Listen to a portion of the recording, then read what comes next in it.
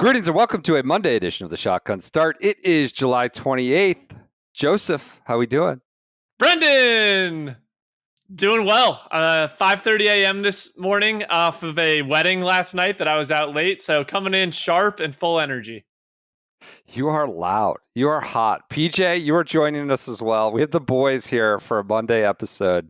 Andy got caught on a boat somewhere. I think it's still on course. I don't know. I don't believe it's adrift, but he got caught. He got caught boat boy at sea, and I'm at the beach with the family. We weren't going late, and so blame nautical mishaps for this Andy's absence. But I think in his stead, anytime we get the boys together, I don't know that we're stepping down. We may be stepping up. This isn't like calling a Korn Ferry tour executive just playing the PGA tour. These are bringing in professionals to do professional podcasts. We're starting off hot. I got a lot of details on that fella. We're gonna be nice. We're empathetic. We're sympathetic to his plight, but some interesting messages over the weekend about his inclusion in the field and who's responsible and how it all went down. PJ, you're here. How was your weekend? It was great. Another major championship for Padraig Harrington. Wondering where Roger's whereabouts are, but it was good. It was great. Roger, who? Maltby. Who's wondering about that? What do you mean? I mean, isn't that? Aren't they just tied together in history now at senior majors? How could they not be? I think true. I'm the one who might set that line. So if I'm saying it, then I'm looking for the ball at the Broadmoor. I've already banished that from my memory. I'm on to KFT exemption gate. I've totally banished. I can't keep all the peripheral controversy straight this summer. Let's go to 3M Open. We just watched the final putt drop. The Kitty Cat, an all-time weekend. I was for those watching on YouTube, I was at the beach all day in my Larry Johnson UNLV throwback. It's great beachwear. It's one of these instances where a pretty vanilla saltine cracker 42-year-old man could just at the beach break out the jersey, and that's what I do. I take the occasion and I do it. I think I had Larry Bird yesterday. I had Larry Johnson today at UNLV of our youth. If you were a loser, you could have become a Duke fan. If you wanted to be a cool kid, you were rooting for the running Rebs. And lo and behold, I'm bouncing around all day representing UNLV, and we got the Kitty Cat, UNLV's own, the project, Chico, the Kitty Cat wins the second time. Show me an Arnold Palmer design, and I'll show you a Kitty Cat champion. He's conquered Bay Hill. Yeah. He's conquered TPC Sod Farm, and he makes 20 birdies on the weekend. He's on the cut line, sets the course record on Saturday, goes out in 29 on Sunday, and then kind of just steers it. Literally steers it through the lakes home to beat Sam Stevens, superstar Jake Knapp. He plunked one in the water on 18, but the Kitty Cat wins it. A prominent victory. Gets up to 53rd in the FedEx Cup. A big jump, but not a jump into, I would say, the top tier, 53. But a rousing win nonetheless. Joseph, are you impressed by TPC Twin Cities Blaine champion Kitty Cat Kitayama? Well, first off, adults should not be wearing jerseys with no exceptions. But that was one of the main notes I had, Brendan. Andy's talking about, if we played more links golf, would we talk about Matthew Jordan as one of the top 50 players in the world? I want to know if we played every tour event at an Arnold Palmer design, would we be talking about Kurt Kitayama like Scotty Scheffler? He does wail away with impunity on many occasions. He just kind of comes through the ball, and sometimes it goes down the center, sometimes it doesn't. There's a real penalty, I think, in the form of water hazards if you miss. You dispute that notion at 3-up. I would not say the margins are small out there. You can get away with a lot as long as you're not in the water. Okay. But an impressive weekend. Can we just don't the data boys love Kitayama? Isn't he sort of a darling for his tee to green game, his approach stats and stuff like that? Yeah, always very good tee to green and has a lot of speed. He's a pretty comfortable 185, like 188 ball speed guy. So I think he's been somebody that people have been eyeing as like on a course like this could break through. Similarly, one at Bay Hill. So it makes some sense, but it did not look pretty for the entire day. But you're right, 60 with a bogey on Saturday. With a bogey. Yeah, we thought he was shooting 59. Big drama about his brother being the caddy. You know, CBS made that a big story on the weekend. I mean, that's 3-up. You make what you do. You make do with what you can. And all of a sudden, the Kitayama brothers. Tim Tucker, his typical caddy, I'm told, went to LIV London, reunited with Bryson for a day, for a weekend for that one. So tough. See, I'm sure he was paid out handsomely for his appearance in London and the whole LIV deal. But, you know, you'd like to be there for a winner's check, even if it is just the 3M Open. But, you know, he gained like 10 shots on approach, something crazy number. Hit it to like 5. He hit it to like 3 feet. On 8, he hit it to a couple feet. He started birdie with a hole out at the third, a chip in at the third. 14, I think, was the shot of the day. Everybody jumped on that one. He hit it from a fairway bunker. Was that the same Piercy bunker? Where Piercy went like building sandcastles and couldn't get out of it and was like struggling around. It looked similar. It's hard. You know, a lot of these holes, if you believe it or not, look very similar, and I don't exactly commit them to memory at what do the you mean, the one with the pond? sod farm. But he hits it from like 192 yards out of a fairway bunker to, I don't know, 4 feet for a birdie. Less. It was not even anything to 2 think feet. about on the putt. Yeah. Yeah. So makes a par at the end with the. What do you make of that 18th hole?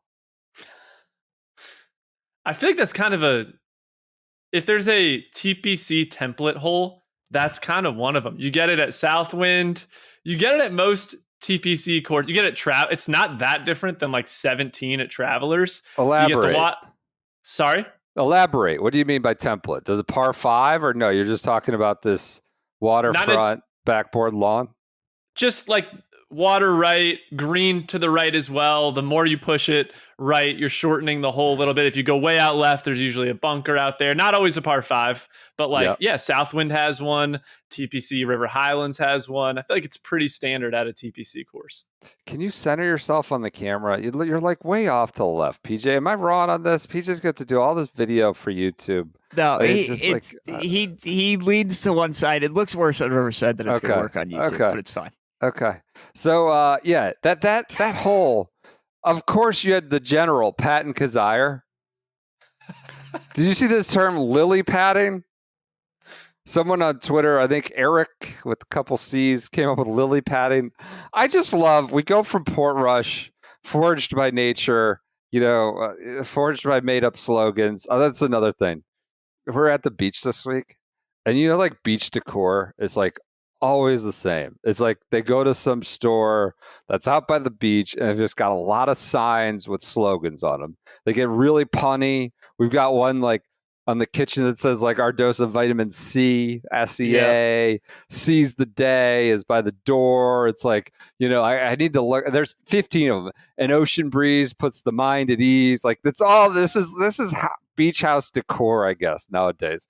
But I loved them coming up with a little bit of a lily padding as the new turn of phrase for Patton Kazire. So it was. Can you explain what happened? He bounces off. We go from forged by nature in this land of giants, whatever, Causeway, Champion, whatever it was that they had. I'm at my beach house, same ones, but quite a turn to go from that Portrush to lily padding. Balls basically making craters in the center of the earth when they land on greens on Thursday. Home, somebody tweeted at me, forged by Toll Brothers, which is, a prominent home builder company, a conglomerate in the United States, because it does look like cookie cutter home builder type shit going on all around. You've got backyard pools. You tweeted an image on Thursday, I believe. There's a children's trampoline. Didn't have the protective net around it. I didn't know you could do that anymore. I feel like you got to have the net around the trampoline. Little Johnny's just going boom out of here into the third fairway or the pond adjacent to whatever fairway that was. So we're going from those scenes at Portrush to this TPC sod farm. We knew it was going to be jarring. And lily padding was a part of this. There's this floating 3M activation. It's basically an ad in the middle of the lake at 18. Well, they put it, to give them some slack, too close. But honestly, like if you're I guess they didn't envision someone hitting such a shitty shot that they could bounce it off this floating 3M ad onto, I guess, playable area. It wasn't the green. It was like the rough behind the green, I think. So this was the lily padding effect. And after that, they had to move the floating ad farther out into the middle of the lake. It was an incredible, I mean, it just fit everything so perfectly between the housing, the soft conditions, and now we have made up, activations in the middle of the lake, saving multiple shots in addition to the backboard. Those guys were wailing away at that backboard. I know they're not hitting like 3-woods into that. Like Kanaya hit a 5-iron, I think it was Kitayama hit a 5-iron in the last group. But still, you have help front with the lily pad and grandstand back. An incredible hole. I kind of enjoyed after the group of Kitayama and Kanaya finished. They had to show Thorbjorn Olsen and Akshay Bhatia, and those guys were both like T15 or T25, having rough days out there. I kind of forgot they were still on the golf course, and then they just had to return and show the rest of the action. CBS had some fun with that. That was tough. It was a tough day for the piss bear. Pissed down his leg. He's had harder days out there. We know he's had more trials and tribulations. You overcome more adversity, but as I tweeted, not the first time a bear is blowing a lead on Sunday in Minnesota. So tough one for Olesen. Akshay, are you disappointed in him? Do we expect more at this point? Yeah. I mean, just in general, I think Akshay, people had high expectations for this year as a potential Ryder Cupper. And I even thought, like, if he got it done today, maybe he has a good next couple of weeks and we could talk about him as a Ryder Cup option. Yeah. That's not happening. And it was pretty bad scene. He was way off with driver. So I think his season, he's probably got some stuff to work on in the off season before next year. What did he end up shooting today? God, he can't even find him on the +4, I believe. And okay. 25th. Finished 25th. Not a difficult. It's kind of hard to make bogeys out there. Lost 24 spots on the leaderboard. Piss Bear lost 13. So it's that final group pressure and Blaine that you get. Azinger got a shout out. He did. I love that. Jim Nance waxing poetic about Zaner at the end, and Immelman talking about how it be such a credit to the game as a broadcaster as well. I did like Zaner getting some love there at the end. Is Kitty Cat a Ryder Cupper? No. No elaboration? Not even a thought? I mean, I think Kurt Kitayama is going to have to do more than win a 3M. All due respect to the past winners at 3M, it's not a murderer's row. What do you mean? Matthew Wolff? Yeah, Matthew Wolff. I think Johnny Vegas' story is really cool. Don't know that was the most inspiring win last year. We've got Cam Champ. There's some... Wasn't there a good Cam Champ? I think Minwoo Lee would like this golf course. Minwoo Lee's making appearances with Justin Bieber, I'm told. There's pictures with playing golf with him, which, seems like Minwoo Lee kind of thing. Making more news off the course than on it these days. In the lab, chef cooking in the kitchen and all these other nicknames he's got. So not a Ryder Cupper. Just quick dismissal. Finished T5 at Craig Ranch, T5 at the John Deere, and that's about it in the top 10 this year. So I think he's gonna have to do a little more coming down the stretch. Was anyone else super disappointing to you? Akshay was disappointing. Yep. I thought it was cool to see Pearson Coody play well. That was not disappointing. Like, he finished T3, and he's actually been playing really well in the Korn Ferry Tour. So yeah, kind of exciting to see him do well. Goddard still rolling along. Saw he had a nice little chirp on Twitter tonight as I think a Golf Digest. They had a DFS column where they predicted he wasn't going to play well, and Chris Goddard finished. Where did he end up finishing? T10, but it was in the mix for a while, and quote tweeted it and said, "What expert?" or something to that effect. So I like him punching back. Goddard's stock is way up recently. Well, like I'm all here for the content. I'm happy he's popping back, but like, come on, isn't that the craziest theory that the guy who just had a career 2-week run, halfway around the world might come back and not be like? Oh no, excellent when he got back. But he's chirping. I'm not going after that. It's just fun to see somebody active on Twitter like that. I do like the chirp. Sam Stevens was the only other contender. It wasn't a good tournament. Let's just put it point blank. Bad tournament. Was there anything wasn't there some funny quote about Cam Champ you picked up? Past champion. Yeah, early Thursday morning, grinding some PGA Tour live, and I think they showed a shot from Cam Champ, and the one of the commentators said that Cam Champ has recently turned a corner with his game, which was news to me. I know I think he missed the cut last week at the Barracuda. Was playing on the Korn Ferry, been playing on the Korn Ferry Tour some. Turned a corner. It's turned a corner. The stuff they can just throw out on PGA Tour Live, just unchecked. And, they got to be positive because it's the megaphone of the actual tour.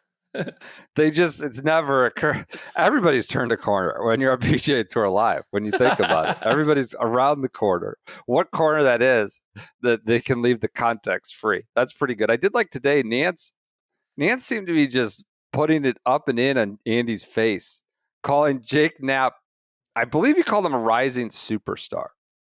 Like that connotes like he's coming, not just it. That connotes like he's the next big thing, rising superstar. Jake Knapp, PJ. Didn't you say there was an Aaron Rodgers comp at some point? Yeah, he was talking about Kitayama being from Chico and playing at Butte Country Club, and he said Aaron Rodgers put Chico on the map for football, and Kurt Kitayama's got 2 wins now, so he's putting it on. It's already on the map for golf because of Kurt Kitayama. I just about crashed my car driving, listening to that. That was terrible. There was some PJ lookalike at Steelers camp, I'm told, that had like a Jets hat on or something. It said, Aaron, I hope you get the respect here. It did not look like me. I'll be honest. What was the sign? It said, it was like, I'm here to give you the respect the Jets never did, or something like that. I wouldn't go that far. I think the Jets did all right for Aaron Rodgers personally, but they let him run the franchise, basically. They let him pick his receiving core and trade for this and that and fire the coach, and right? Yeah. Seems all like of respect. Hackett's back in Green Bay though, so maybe he demands a trade back there. Who knows? Oh, he still has a job. Yeah. I mean, this is like it's like these sponsors exemptions or some of these statuses on PGA Tour where it's like impossible to like stop playing the PGA Tour. Nate Hackett still working. Who's the Jets head coach? Aaron Glenn. Oh, that's right. Interesting. Jets and the Bears have Ben Johnson, right? Yeah. Okay. Yeah. I can't keep up with all the movements. Got to get in mode there for August. It was fine. CBS was fine. Feels like they're ready to move on to football if we're talking about football, Like it's almost August 1st. They're ready to jump in. Any other notes?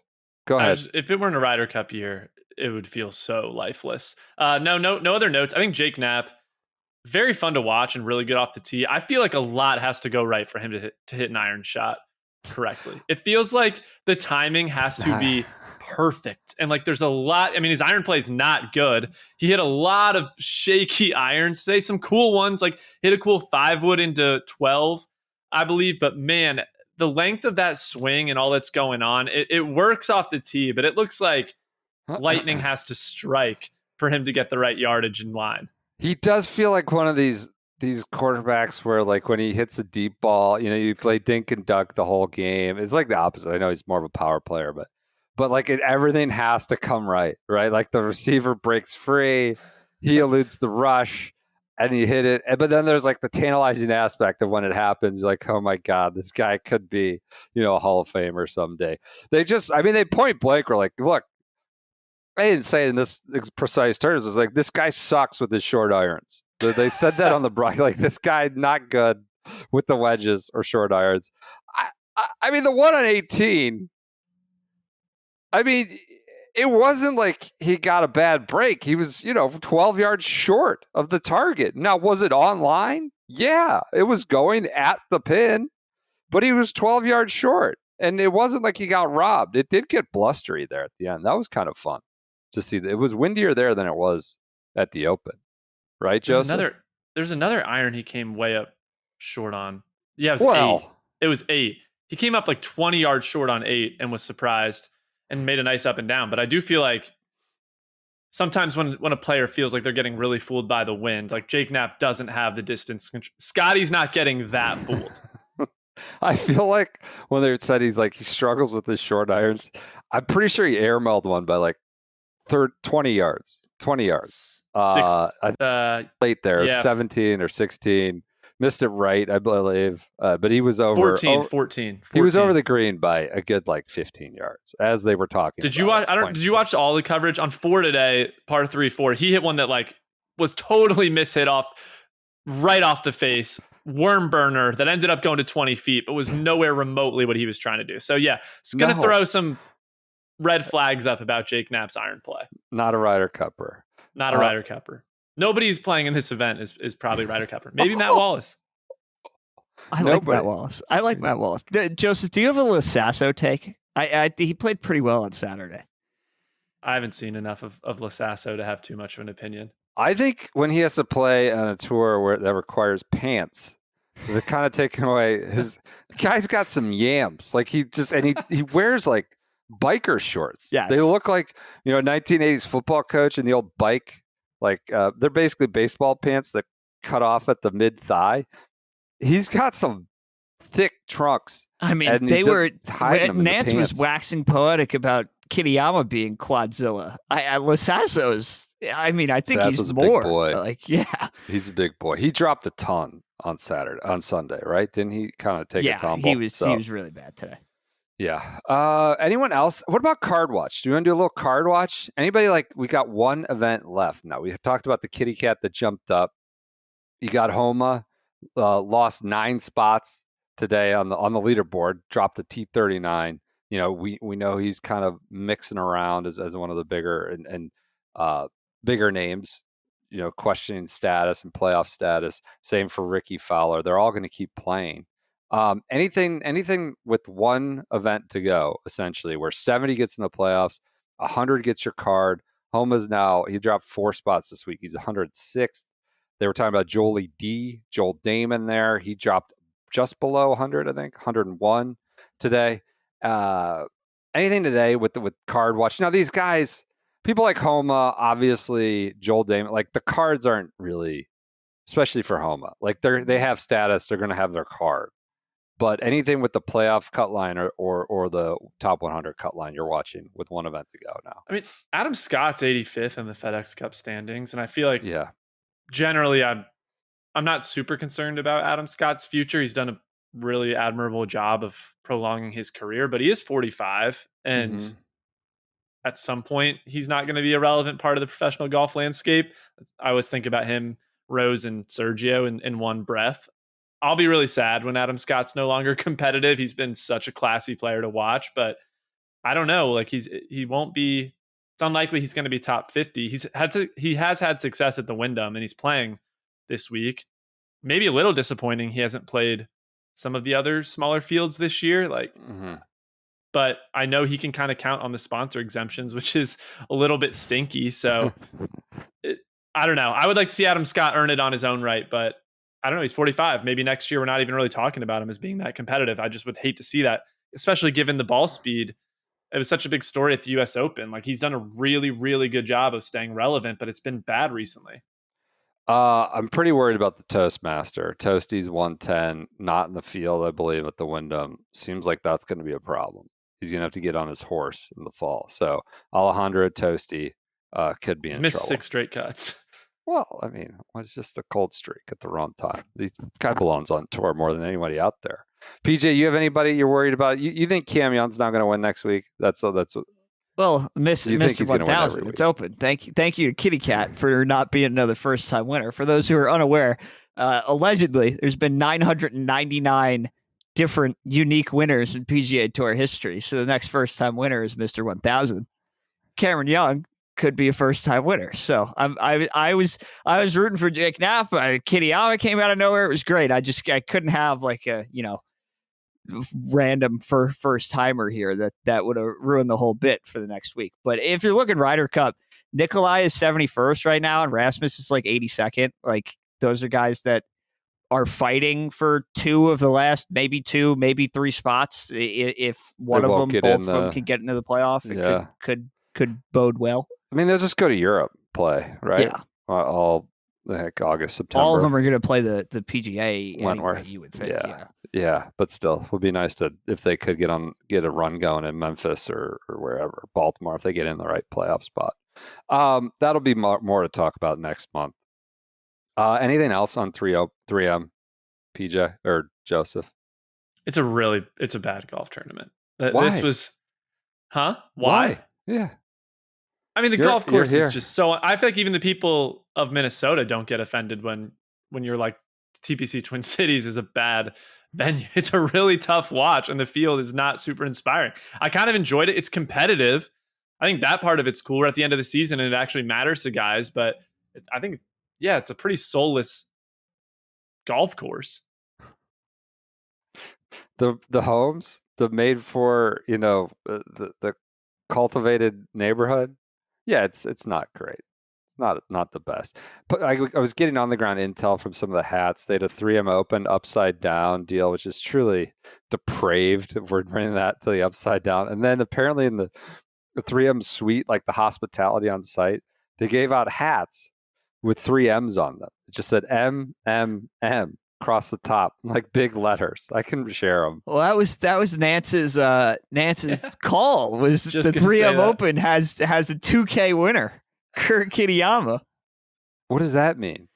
KK 2K. Oh God. The 3M not his best. Has not a his 2K. best. Well, I mean, listen, if you're Nance, like, are you up at night being like, I gotta prep for Kitty Cat winning? No. Like, it's a tough one. Jim Nance is on to Mahomes and Allen. Like, come on, the guy shouldn't be. This is unbecoming for him to be in Blaine. You would put Blaine in the Catalan zone? Kitayama. Yes. You're doing Kitayama, Sam Stevens in August? Like, that's not. I know they've had off last week and all this stuff, but you do it. I guess they're down to the last couple. So IBF, sad to see him go. We've got one more week with IBF. Wyndham Championship. All right, that does it. That's enough. That's way more than we need to do about the 3M Open. Kevin Roy, T28, good finish. Good Sunday from him. What a superfluous, useless piece of information that is. Why does that matter to anything? It's just good to see him do on a well-bunkered golf course. Okay. Kevin Wah. Okay. All right. One thing that's not a superfluous, useless piece of information is our BeachRaddy code. That's SGS30. That gets you good % off at beachraddy.com. I'm in my Dewey pocket tee here at the beach. Nice little comfortable tee. If I want to look, I guess I'm not allowed to wear a jersey per Joseph's instructions. I don't think Draddy makes those. But when I'm trying to look, like a normal adult and not on the beach, I go to BeachRaddy. I've got the sport polo here all week, as it's going to be a hot one. I do like a good sport polo on the beach as well. If I'm trying to, once I get too much sun, then I want sun protection. So I'll go with more sleeves, I should say, and the collar, I'll pop the collar up. Sport polo material is excellent for the beach, in my opinion. They've got a ton of new styles, new products. The Captain Cool Polo in white and Biscayne. They've got new patterns in the Cool Wesley, the Cool Slater, the Cool Wilson, and the Cool Duke, which is a new solid available in 4 colors. If you're not you're not a stripy boy, you go to Cool Duke. That's a solid polo. They worked for years on their sport fabric. They come out with their bread and butter is the Peruvian Pima cotton, that kind of classic look. Might wear that. It gets, the thing about the beach is it gets so nice.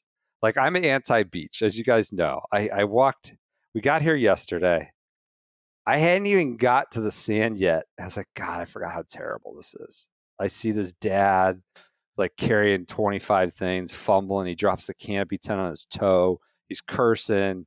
I've got sunscreen like dripping into my eyes. We ran out of oars and Alps stick. Just want to be clear. I went up with some sort of lotion and it was like dripping all into my eyes as I'm hauling the gear. One like absolute corollary of being a dad at the beach is like, it's like a personal challenge to carry as much shit as you possibly can every single time. Like, it's just this challenge. Like, can I carry 10 chairs at once, 8? So you're just hauling all this stuff. I am not a fan of the beach. I don't really get it. I don't really get it. But I do enjoy wearing my Captain Cool polo when I get down there. It's a nice little fabric. But the one thing I do like, I was going to say, I don't mind, is like that 4 to 7 hour. It's like really nice up there, and that's good for Peruvian Pimacay. It gets like real breezy, nice and cool. Then I might wear the old school Liam polo out there. So they got multiple fabrics. Go to beachratty.com. Go to SGS30. Use that promo code and you get that get in the cart, knock 30% off. Do you agree with the beach take, PJ? I hate the beach. It's like my least favorite. You live on an island with a bunch of beaches. There's nothing about it has ever been appealing to me. The North Shore, especially like where I live, is all the sand is very rocky from the sound. If you go to the South Shore, that's like the nice sandy-ish. beaches. Yeah, like the good sand. So like up here, you're walking, you're just getting poked with Legos, nature's Legos on your feet. I'm not Forged a water by nature, guy. Yeah, okay. I'm not a water guy, so that never did anything for me. Getting sunburned. I get sunburned sitting inside, much less at the beach. Like all of it's just bad stuff for me. I do like that like late afternoon into evening when it's like it's less hot. Yeah, the sun usually goes behind something. Honestly, nice, the one breezy. thing I'm pro beach on is like after the beach day is done. Yeah. And you get like that, or maybe you're eating and it smells. I like the smell of like the salt water. Yeah, sure. I'm pro that. That's about as far as I'll go on pro beach. Are you a beach guy, Lamont? It's very different. I want to speak as like a father of 4. Like it's just a different experience. It's constant logistics.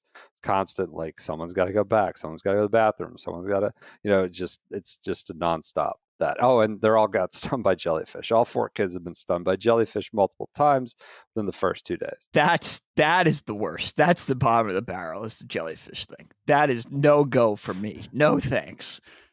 I'm pro. Boy? I'm pro beach, but again, after traveling with you for a week last week, I've come to realize how pampered you are, and you've got to complain about everything. So I'm not surprised to hear that you're anti-beach. I mean, you're harder to please than Patrick Cantlay. What I think I'm pretty easygoing about stuff. I thought so. Shower pressure, food. Well, that's just. Oh, I'm sorry if I want at least edible foods. Substandard food. I'm gonna get a complaint every time we go to Scotland or Ireland. We know we're in for a tough shower scene almost all the time. Yeah, that's always gonna be the case. That's not just me. That's Andy. So everybody. All right, let's get on with it. Let's go to the Korn Ferry Tour while we're here. Korn Ferry Tour, Johnny Kiefer wins. Guy is a stud. He's like 86th in the world before this week. Another win at the NV5 Invitational up in Chicago. I don't think he has a Battlefield. Someone tweeted Battlefield promo, but I think he's just got 2 wins now and 2 runners up and going to have his card, will be there. I think he's locked a card up, but I don't think he's up already. Yeah, I didn't think that was a 3rd win. So he's been a stud. Gonna be top 75 in the world, just without playing really any much PGA Tour events. He's been in a major or 2 this year. So congrats to him on winning the NV5 invitation. Do you have any Kiefer thoughts you want to throw out there? Not really. He's really good. Was a good college player. He's 24. So I think somebody to keep an eye on 18 months from now. Yeah. Or even on the tour next year, but good player. Someone to not keep an eye on, and we may never keep an eye on again, is Dan Masello. He also played the NV5 Invitational in Chicagoland area. He's apparently a Korn Ferry Tour, Korn Ferry title sponsor company employee. Got a spot in the NV5 Invitational, shot 91, and then WD'd. I got a lot of look. I feel bad for this guy that his name's up in lights now, and like he became a subject of scrutiny because he was in the field, but he was in the field. He got an invite. He accepted it. He went and played it. Not only did they do that, but Korn Ferry put like promotional posters together with his image, with like graphics on them, as if like the tour just did for like the kitty cat after he won a real tour event. Like congrats to, like they made promotional graphics to put his name up in lights that he was playing. There are bot accounts. I got Texts from multiple agents and players about this one. It was a hot topic Friday, Saturday, Sunday. Should be. There were these bot accounts promoting it. Good luck to our colleague Dan Masello. They have all these, cheesy corporate slogans that Korn for, like be more than, play beyond expectations. Well, he played to a 91. He shot a 91. He WD'd. He apparently has a 0.0 in the GIN index, which is like kind of, it's pretty hard to land on precisely 0.0. Like it happens, but this is all from agents. He's got 13 scores of 75 or worse, but they quote found him to be competitively eligible. And I guess everybody's talking about this locker room at 3M, talking about it at MV5. So apparently Korn Ferry, the company, has a spot each week they can give to anyone as the title sponsor of the whole freaking tour, not just an event. So they have a spot each week they can give it to everyone. They can give it to anyone. Apparently the tour asked them not to give this spot to this guy. KFC said, go pound sand, did it. And the rumor, unsubstantiated, is that the tour was you got a WD. And apparently people he was paired with were super thrilled with the whole situation and having to play with it. I just take this guy totally out of it. I'll make him faultless in the whole thing. Somebody said I want to play the PGA Tour, even if you're a 0.0 index. Although I don't think we need to go like fact checking his skin. Let the guy be. Take him out of it. As a tour, this is like an embarrassing loophole, egg on your face. I don't want to let the guy be, but this is professional sports. It's professional sports. This is like the chief marketing officer of whatever, Kia, getting in an NBA, even a G League team. I don't want to suggest the Korn Ferry Tour in many weeks is the second best tour in the world. This isn't like a charity softball game. This isn't like unaffiliated single A, Mahoning Valley Scrappers or whatever they are they aren't even affiliated with the team. And stunts, a stunt. And it's also not a sponsor's exemption that necessarily puts butts in the seats. Fine, maybe there's some great Chicago Cub player who's a +1 and they want to bring him out, and somebody you'll get some marginally more fans of the Chicago. It's none of this, and I don't mean to be critical, but this is a horrible loophole on the tour's part. And it's professional sports on a very highly rated tour at the end of its season, pretty much, with cards kind of dwindling and only so many events to go. You can't have this, whether he shot, quite honestly, 81 or 91. You cannot abide this. And, it went about how you would expect.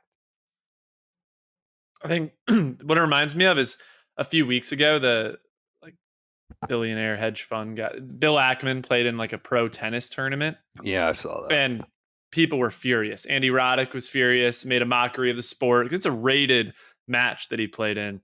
I think this is worse. Especially for his playing partners, those guys, that's a distraction, and you're putting them in a pretty difficult position when somebody you're playing with is unserious and shooting in the 90s. So from a competitive standpoint, I think it's embarrassing. Yeah, you can't have that. And again, whatever. I feel bad for the guy. He's just going to go back to being anonymous. But he accepted the invite. They gave him the invite. He went. He put your work in the public sphere. I expect people, if we do a bad podcast, to say we sucked. And you just, when your work's in the public, architects, golf course architects, some of them think they're beyond criticism. Won't name any names, but you are literally putting your work in the public sphere, whether it be at, whatever, Royal Port Rush, Royal Birkdale, wherever it may be. You put your work in the public sphere, you get the praise, you get the money. You also sorry, this is out there and it's in the public sphere. So Also, this should go without saying, and I'm sure everyone listening to this podcast knows this. Some scratch thinking that they're going to go out and shoot like a 78 or 79 in true tournament conditions. You are so far below the standard. The gaps are massive. So he probably thought he wouldn't embarrass himself and he could shoot something reasonable, 79, 80, but that is not happening in tournament conditions. And again, like, this isn't even like PGA Tour Americas. It's not the MLGT. Like, it is. The margins between this tour and like 100. I'm not going to say, they don't approach the top 25 with the weekly consistency. It's pretty thin. It's not crazy between like the very bottom of the tour, PGA Tour, like 100 to one. Like, it's what, you disagree with that? I disagree a little. Well, Data Golf made a really interesting point at the beginning of this year that an interesting dynamic of the PGA Tour going forward is that it's almost going to be easier to have your PGA Tour card if you are playing on the Korn Ferry Tour to finish in the top 20 on the Korn Ferry Tour versus keeping your status through the PGA Tour, which is just an interesting point. Something to be thinking about moving forward on the PGA Tour, because it's easier to finish 18th on the Korn Ferry Tour than to finish. Yeah. Oh, I'm not suggesting the depth is anything like approximating a PGA Tour event or anything like that. But it's the minor leagues by the smallest standard compared to another sport or anything like that.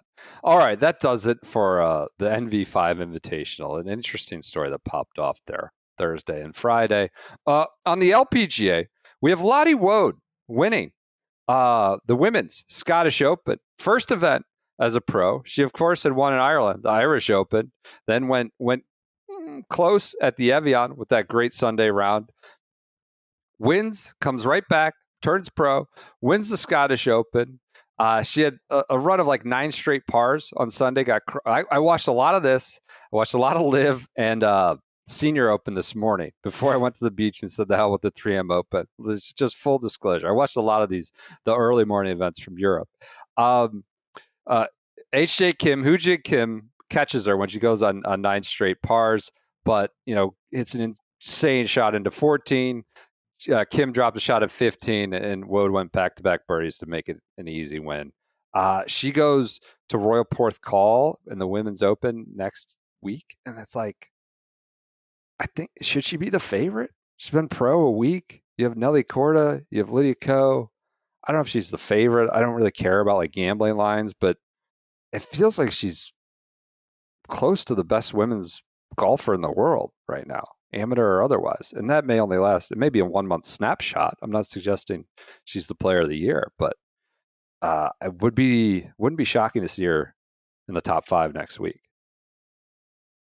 I would be surprised if she's the favorite, but I don't know. The only frame of reference, feels like, now I was going to say it feels a little bit like Chris got her up if you like took Scotty out right now, where like he's just come onto the scene, but Lottie's better. Lottie's better than that. So I don't know. Yeah, I guess so. I guess that's fair. We saw this with Rose Zane, right? The hype. Whatever like. Her record as an amateur was what it was like. It's one of the greatest amateur careers of all time, and then she won early as a pro. We haven't heard much from her lately. I don't know that I'm not suggesting Lottie is like, you can strike quickly, right? And that was all the reason for turning pro when she accrued the LPGA points. Like, go pro, win. She's done that now, but it feels like she has some amount of staying power. I love that she tapped in on 18 and like just shrugged her shoulders, like didn't care, because I could have done better. Like, that was nice first week of work as a pro. And I was just like, oh, I get it. There's a major coming up, but it's kind of an incredible run here through the month of July. So I agree. I didn't get to watch a ton of it, but I think where I always struggle a little bit is like, how do I think about her versus like Gino, who's only a year older? Sure. And I know, totally. Andy's quick to bring that point up for a good reason. Like, think about when somebody turns pro, but another woman's already been pro for however many years. So I don't know how to think about their careers moving forward, but it does seem like Lottie has staying power. Right. I mean, I think irrespective of amateur pro long-term projections, she's the hottest women's player this month. And so that's just where you come to, like, would not and be it's not out of surprising nowhere to see her top 5 next week. Yeah. Nelly Korda, obviously a number 1 player in the world. She put a run together on Sunday, or this weekend, I should say. Top 5. I think she finished top 5, just missed a bunch of short putts, like 7, 10, 11, to kind of really push the pace there at the end. But Lottie Wood, instant credit to the LPGA. This was a lead event as well. Dundonald, women's Scottish. On the Senior Open, PJ's time to shine. Rory being influenced by Champs Tour Minute. Rory McIlroy, I think he walked across the street or something. I don't know. He was in the area. He was at Sunningdale for the Senior Open I Championship. found it pretty interesting from a guy who takes shots at the Champs Tour every opportunity he gets. Rory? Yep. What's he doing with some time off? Oh, I'm gonna go check out. Gonna go look. Justin Leonard was in contention last week. I was in contention last week. Let's see how the other side lives, huh? Interesting. Mighty interesting, if I say so myself. Mighty interesting. He was seen walking around in Sunningdale at Champs Tour. Never been hotter. Your winner is Padraig Harrington, who, I think he was on the Jamie Weir podcast, said, like, this will be one of the great events of my life. Yeah. Getting to play He was Sunningdale. really, honestly, really emotional, after the round in the clips about, winning. He's like, this is one of the great golf courses in the world. I don't think I play well on it. It doesn't suit my game well. I don't think it's ideally suited for me. Then he goes and wins. Wasn't really that close. Right? No, I mean, Alker Boy had a little bit of heat. Nobody really put a run in him. Right? No, nobody on the weekend. I mean, he was pretty much 3 clear of everybody all day. But I will add that Justin Leonard, Joseph, you might have inspired him and got him to contend another week. He played really, really well. Yeah. This guy that is not Dratty guy. Dratty. Promo code SGS30. He probably doesn't need the promo code. He probably gets the stuff sent to him. I don't know if he needs I don't know if he's staying cool in Sunningdale either. Rory looked pretty layered up, but Justin Leonard is, for a guy who has not had a lot of Champions Tour success. Obviously, he won the Chubb earlier this year, but before that, had not really done much of anything to kind of come around and compete in both versions of the Open Championship. Good, interesting. I will note, Soren miscut, which is kind of stunning, honestly, given the way his year has developed. And Paul McGinley showed up for the first 2 rounds to play, but he also missed the cut. He played? Yeah. Oh, I didn't know he was even good for him. I guess it's, near home and all that, but he played. You know who also played? Woozy. Yes. We got an on-the-ground insight from somebody. Made the cut. Played 4 rounds. That said, I went to Sunningdale on Friday. This is from Johnny. Went to Sunningdale on Friday. Got to the first tee to watch Woozy top his drive about 100 yards, nearly taking someone's head off on the left-hand side of the fairway. Fortunately, it missed everyone, but it was a hilarious moment. But then he shot a battling level par in the end. You loved that, Woozy. Top drive, 100 yards off the tee. Who knows where he was the night before, Friday. But he makes a battling level par. He made the cut, Woozy. Incredible. Wait, PJ, I have a question. Yeah. I'm guessing you crunched the numbers and everything for this tournament leading in.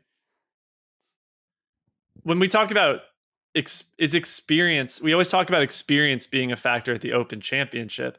Is experience a factor at the Senior Open Championship? Do the seniors have an advantage over the guys who are freshly 50? Soren. I mean, Soren, that's a good question. I'll have to actually go back but you look like Monty made the cut. Monty does not play a lot.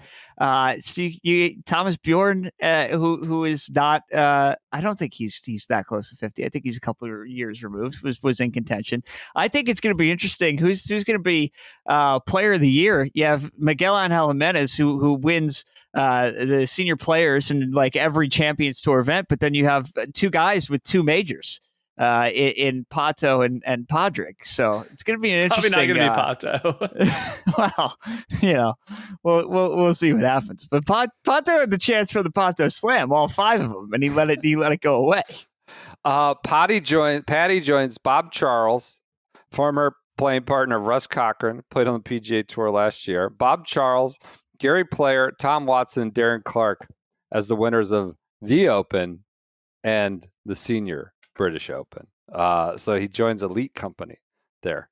Anything else? Sunnydale was beautiful to watch this morning on TV. The weather was, I know, a little nasty earlier in the week, but it looked beautiful out there. It did. It looked super cool, and it The seemed heath, like the heather. It played. I mean, the scores were like kind of low, but I didn't think it was completely out of hand for guys that don't hit it, 350 yards all the time. I think it actually held up pretty nicely. It looked beautiful and it really popped on TV. And then, I thought like the style of game, to be honest with you. Now I know these guys hit it farther than they did when they were, 35 essentially. Padre certainly does. Yeah. There was just a lot of game, like a lot of gamey plays going on. Anyways, well, and then you had the tagline. I think we alluded to it last week. I don't remember if we ever talked about it, but they're forged by nature for the Senior Open is still got it. Oh, really? I kind of like that. Very, very more succinct. I like that. So still got it. Padre certainly does still have it. A guy that goes out there and plays with the young guys. The hour and a half or 2 hours I watched, it just was not this like aerial assault, all out constant aerial assault is all I saw. So it was good. It was at Sunnydale really popped. It was good. And then I actually forgot this on news on Friday, and Andy's not here, so we'll have to pitch it to him. The Ernie's course in Portugal that he was skipping around to skipping events to go build last year. Yes. Champs Tour headed there, 2026, new event. It sounds like a quid pro quo. I'm sorry. Yeah, it does. There we go. Why the Champs Tour just Morocco? Yeah, go to Morocco. It's just they'll take them where they Senior Open. Who knows what's happening there? I guess one question on that. Rory talks about as a lad being inspired by Padraig Harrington's major championship win, kind of forging his own path. Do you think that him witnessing Padraig's win up close makes him more likely to go the Champions Tour route, PJ, and being kind of inspired like he was when he was a kid? You know what I will tell you? I'll tell you that one of those two gentlemen has two major wins this year, and it's not Rory McIlroy. That's what I will tell. On the LIV Tour, LIV Golf, watch this as well. Also in London, or in England, like the seniors. Joaquin Niemann wins for the 5th time. I was getting barked at by bots for tweeting about Victor Dubas. I mean, the guy was up like 7 shots when I watched. Like that's uninteresting. I'm sorry, Joaquin Niemann. I think he's a good player. He's a very good player. He's a very, very, very good golfer. He's a top 15 to 20-ish player in the world. Do I feel like I have a lot of context for his season? No. I think he's been underwhelming at the majors again this year. Better, I suppose, than some of the paltry previous years. No, not really. No, he missed the cut last week at the Open. Wins again on the LIV Tour. 5th win in a year, like a dominant season for Niemann. He got a yellow square. That was so backdoor. Was that Charlotte? Yes. Yeah. Right? I will just say, for the sake of not having anybody yell at us, he did get the almighty, all-important yellow square. He shot like 3 over the first day, PJ. Yes. No, he was not. Oh, no. He was in danger of missing the cut, but he turned it on in his defense. So,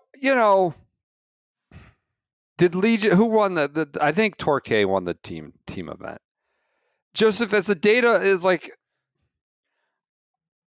I feel like LIV, more often than not, when I tune in, has pretty uncompetitive Sundays going. Whether it's the team event, I get like whatever. Count all 4. There's just going to be maybe a team that really separates. But on the individuals, I just can't recall a lot of really close Sundays. And they've got this broadcast team who I kind of like. I've come around to the Arlo chat, the screaming Arlo, and Dom just talking about the most stupendous thing he's ever seen. But it's never really that close. Bubba kind of made it interesting today for a minute, but you never felt like Niemann was going to lose. Is this because there's fewer players, there's fewer opportunities to have someone who's really separating and be challenged by another person who's separating? Am I crazy? Is this anecdotal? It just feels like there's a lot more kind of separated, non-competitive Sundays.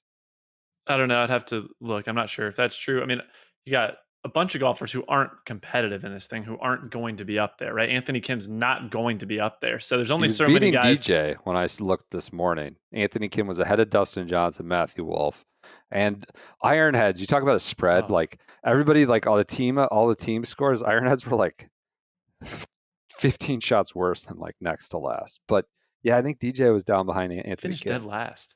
Who? DJ? DJ. Tough. Finished DFL. He made the cut last week. He almost had it. He was like 3 shots out of headed to Birkdale. Played well last week, but in his defense, like at this point in his career, he just played the Open. I wouldn't say his heart and mind was probably really invested in London, but I could be wrong there. I don't know if Joaquin is the worst case winner for LIV each week, but I was kind of thinking about it today. Yeah. Joaquin is one of the worst case scenarios to win on LIV. No one seems to really care. He's won 5 times on LIV now this year and hasn't made any noise in a major championship. He changed swing coaches and his caddy this past week. Like, yeah. What does it say that he's not satisfied with the state of things when he has 5 wins on LIV this year? I think that's pretty indicative of how him realizing the lack of strength of the field. And even Jon Rahm making similar comments at the US Open and being annoyed about the top 10 streak on LIV, saying explicitly, if these fields were bigger and deeper, like I wouldn't have a top 10 streak going. I think these guys know, and Joaquin probably had a little bit of a wake-up call this year at the major championships, realizing his game isn't where he probably thinks that it is. Yeah, I think, when Rahm left and went there, you thought maybe you'd start to have like further context for like, because Rahm was the number 1 guy in the world and now he's playing there, and let's see who can beat him and who can't. And I just feel like we still have very minimal context for what this 5-win season means. Do I think like Joaquin Niemann is one of the better young players? Sure. Does this mean he would have won, a Truist championship and something else? I don't know. I don't know. I think he's playing he's the best LIV golfer by far this season, like without a doubt.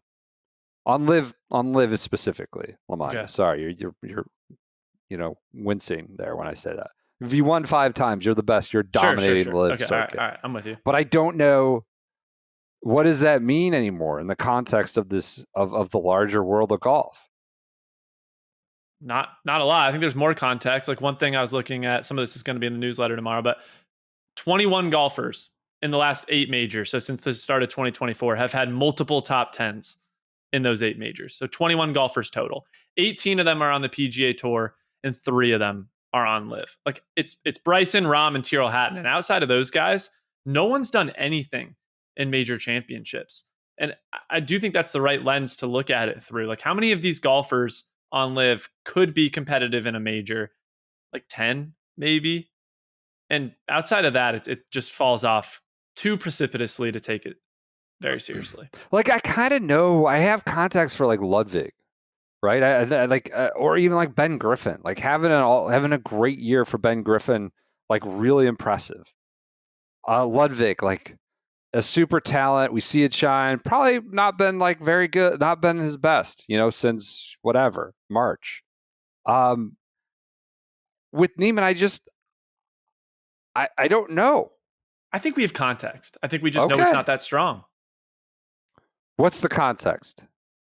LIV wins don't mean that much? Right. Okay.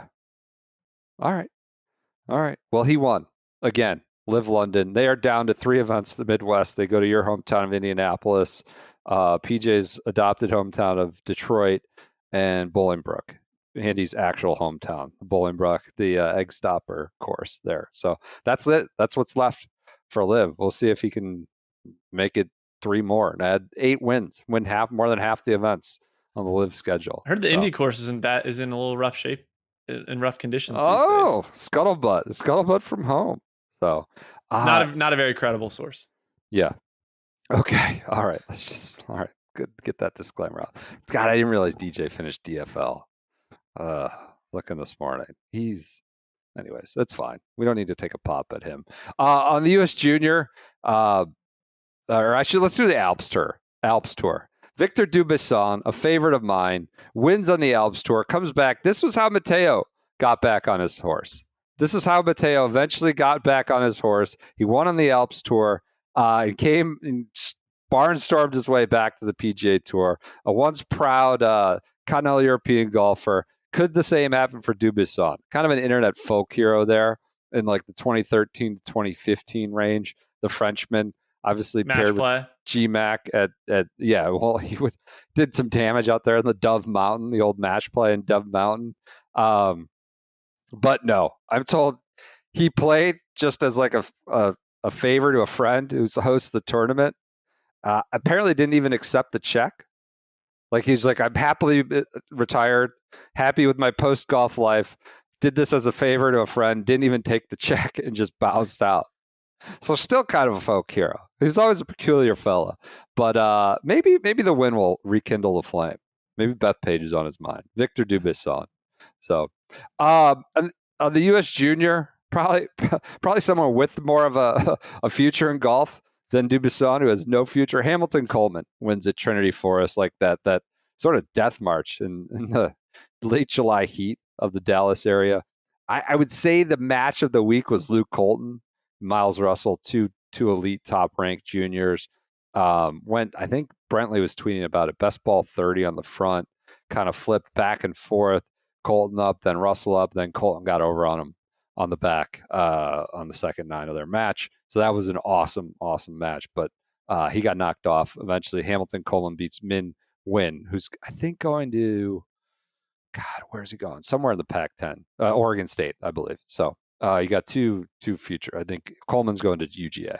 So, what are you shaking your head at, PJ? What are you laughing at? Pac-10, Oregon State. This is just relics of a past. I know. I feel past bad time. about that. It's the Pac-2. Hard one. It's not even real anymore. They just exist on this astral plane. That's your results from the weekend news.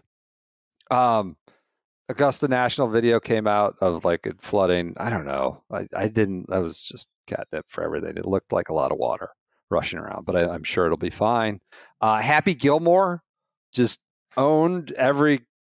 Happy Gilmore 2, I should clarify, just seemed to own every social media post for the last 48 hours. A lot of people saying it's pretty fun. Pretty good. I saw Kevin Van Valkenburg tweet about it. His kids loved it.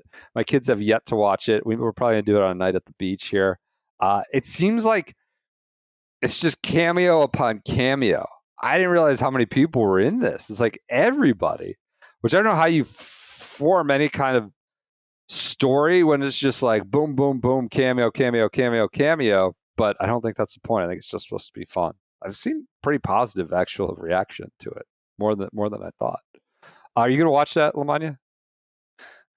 I mean, I don't. The only way I'd watch it, I think, is for the golf cultural relevance. It's not really my thing. I never was that into Happy Gilmore 1, but I don't want to dunk on it. It's fine. People like it. Great. Good. PJ, did you watch it yet? I have not watched it yet. I'm gonna do it. I'll do it before we record on Tuesday. Yeah, I think I want to watch it now. I'll do it within the next couple of days. I'll report back for Wednesday's episode. Okay. We have a Happy Gilmore game. You wanted to? We do. Propose? We can do that. We can do that on Wednesday. Okay. All right. We'll get into the. We have a Happy Gilmore. Joseph, 2. you don't have to sit. We're not going to subject. What is it? So I can study. Cameo or no cameo. We have a list of all of the cameos. In, out, alternate. I like this. In or out. I like this. Would I recognize all the names? Like, are these all straightforward names, or are these like random influencers? I mean, everybody on the in list. Again, I have not watched it yet, so I got this from Brentley, the in list. So I'm going to watch it to see if I can add on to here. You would know every person on this list. All right. So I saw some clip that I was served this morning of a podcast, sports podcast, with 2 actors talking about how they couldn't tell. It's just like a lot of white people and of a similar age. They didn't know if it was like a golfer, famous golfer, or like, you know, the script writer, or the guy who holds the lights or something. And like, is that Jordan Spieth, or is that the guy that's supposed to give me my lunch? And I got to say, I didn't know who either of these two little pecker actors were, but I know who all the golfers were they were talking about. I believe those were two of Happy's kids. Two of Adam Sandler's kids in the movie. They're probably pretty famous. And I don't know. I didn't recognize either of them. But they were talking about I didn't know which golfer was which, but I was excited to meet, Rory, and that was it. And they didn't really know anybody else. And I was like, well, I don't know who these guys are. What? Is that surprising? They're supposed to know Will Zalatoris? Yeah, I was going to say, you think these kids Gilmore are grinding, 14-year-olds are grinding Zalatoris tape right now? I mean, if you're in Happy Gilmore too, know the golfers. Study. Embrace your craft. Same podcast that does is this Adam Schenk or Tyler Duncan Instagram story contest. Oh, come on.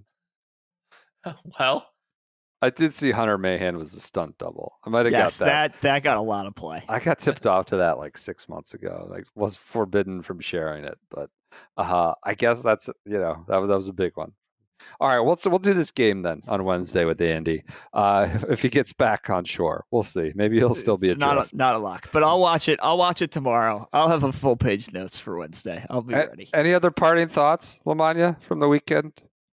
Any other golf news I missed? Don't think so. It was a pretty slow weekend. I feel like people were tapping out a little bit after the Open. Well, yeah, they should. They should be. We got to do your Open sort of postmortem. Maybe we'll have you on another time. I want to hear 3 things that were sort of interesting and illuminating, whether it's about the golf or the scenes in Northern Ireland. But we'll get you back on to do that. Right. PJ, are you still getting impact on me? Are you still getting I don't know what to call it. The Northern Ireland bump? Yeah. What does that mean? A lot of downtown jokes. It's still going. Oh, the Portrush downtown Portrush is still happening? Whatever. But is it following you to other TikToks? Because you were posting a handful from your time over there. Is it tracking? No. But okay, so this is just gonna be a joke on our corner of the internet for in perpetuity, which is good. Yeah, it's fine. As we were leaving, Lamagna was questioning some potential international travel of a future global tour and starting to maybe align himself. They should just play TPC courses within a 150-mile radius of the PGA Tour. That was why I was trying to find something to eat. Everybody just comes around eventually. There's plenty of chain restaurants in Dallas, plenty of chain restaurants in Jacksonville. PJ Frisco ain't so bad. Interesting. You know what you're getting from a Chili's in the greater Frisco area. That's for sure. Interesting. Caesar Salad Joe. That's what we're going to start calling him. I got quotes from you from that week that I will plan to keep holstered, but I have them. No, it's a great week. Good to have you back. Well, let's have you come on maybe this week and do some of your other your postmortem on Northern Ireland. So, all right, PJ, any parting thoughts from you? News we missed up, pop culture items we missed? I don't think so. I think we covered it all. I think we're ready to go. I think we're ready for football season is what I think. All right, everybody enjoy. Don't write off Cam Young's first ever PGA Tour victory on Sunday. Don't write that off so quick. Piss Bear had an ace. Piss Bear had an ace. He did. ZB almost had an ace. I did see that. ZB went viral for his Dick's Golf Galaxy. That was pretty fun. The driver thing. And just got in the field, I think, at Wyndham too, as well. So, all right. Everybody enjoy your weekends, or your Sunday, I should say, your Monday morning. We'll be back with you on Wednesday to set up the final week of the regular season.